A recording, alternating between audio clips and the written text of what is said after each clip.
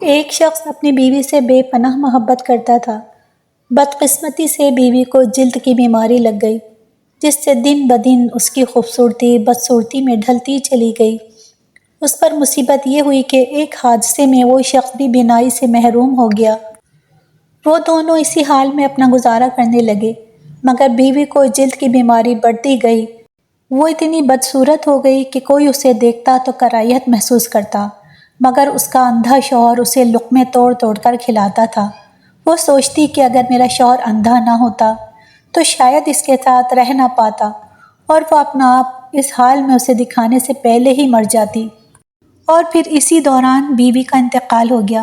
اس صدمے میں شوہر نے اپنا سب کچھ فروخت کیا اور دوسرے شہر جانے لگا تو راستے میں کسی نے آواز دی، اب تک تو تمہاری بیوی تمہاری آنکھیں بنی ہوئی تھی، وہی تمہیں پکڑ پکڑ کر چلاتی تھی، وہی تمہاری مدد کرتی تھی، اب کہیں اکیلے کیسے جاؤ گے؟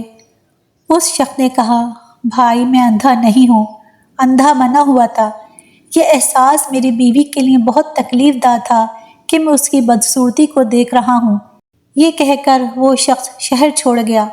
کہنے والے کہتے ہیں کہ جب اس کا انتقال ہوا تو خلقت اسے اللہ کا ولی کہہ کر پکارتی تھی۔